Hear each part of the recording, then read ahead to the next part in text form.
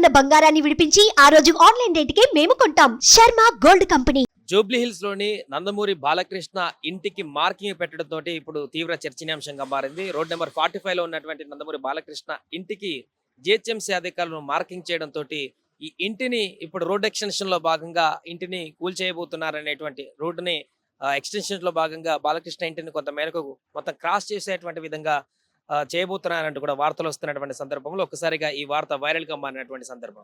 మనం ప్రస్తుతం Jubilee hills లోని రోడ్ నెంబర్ 45 వద్ద బాలకృష్ణ ఇంటి దగ్గర ఉన్నాం. బాలకృష్ణ ఇంటి చుట్టుపక్కల కూడా మార్కింగ్లు మనం చూడొచ్చు. ఇక్కడ జిహెచ్ఎంసీ అధికారులు పెట్టినటువంటి మార్కింగ్లు పలు ఇళ్లకు బాలకృష్ణ ఇంటితో పాటు బాలకృష్ణ ఇంటి పక్కన ఆనుకొని ఉన్నటువంటి ఇళ్లన్నిటి కూడా ఈ రకమైనటువంటి మార్కింగ్ ని వేయడం జరిగింది. రోడ్డుకి ఎక్స్టెన్షన్ లో భాగంగా ఇప్పటికే నగరంలో ట్రాఫిక్ విపరీతంగా పెరిగిపోతున్నటువంటి సందర్భంలో అదేవిధంగా కేబీఆర్ పార్క్ చుట్టుపక్కల ఉన్నటువంటి రోడ్డునంతా కూడా ఎక్స్టెన్షన్ చేసేటువంటి దాంట్లో భాగంగా తెలంగాణ ప్రభుత్వం ఇప్పటికే ఒక సరికొత్తమైనటువంటి ప్రాజెక్ట్ ని నిర్మించి తలపెట్టింది కాబట్టి రోడ్ ఎక్స్టెన్షనే కాకుండా కూడలి వద్ద అండర్ పాస్లు ఫ్లైఓవర్లు ప్రత్యేకమైనటువంటి ఫ్లైఓవర్లు నిర్మించేటువంటి దిశగా అడుగులు వేయబోతున్నటువంటి సందర్భంలో తాజాగా ఇక్కడ ప్రధానమైనటువంటి చెక్ పోస్ట్ నుంచి జర్నలిస్ట్ కాలనీకి వెళ్ళబోయేటువంటి రోడ్ నెంబర్ 45 వద్ద బాలకృష్ణ ఇల్లు ఉంటుంది. ఎగ్జాక్ట్ గా కార్నర్ లో 45 దగ్గర ఉంటుంది.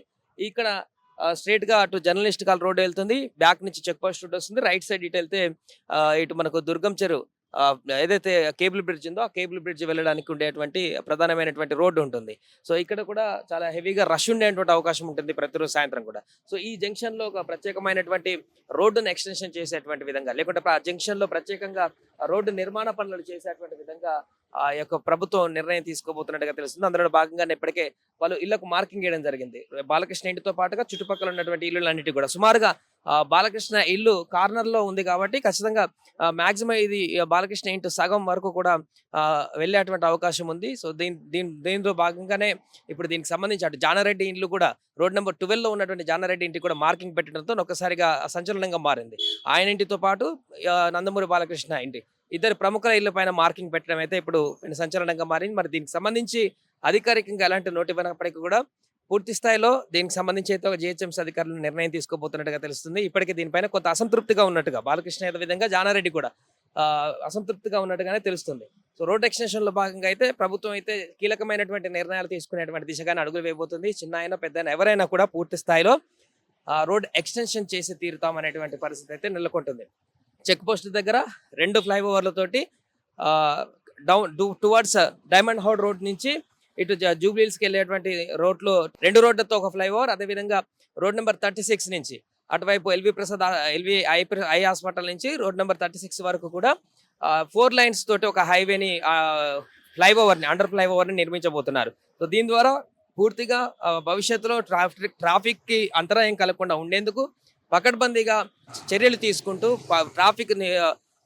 ట్రాఫిక్ సంబంధించినటువంటి సమస్యలను తీర్చిదిద్దేటటువంటి విధంగా అడుగులు వేయబోతున్నట్టుగా మనకు కనబడుతుంది. ప్రస్తుతం బాలకృష్ణ ఇంటి చుట్టుపక్కల మార్కింగ్ వేయడం అయితే సంచలనంగా మారింది.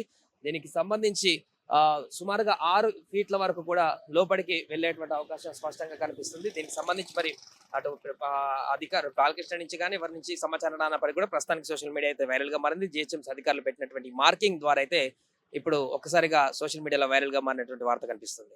సుమన్ టీవీలో మీ పర్సనల్ అండ్ బిజినెస్ ప్రమోషన్స్ కోసం కింది నెంబర్ కి కాంటాక్ట్ చేయండి.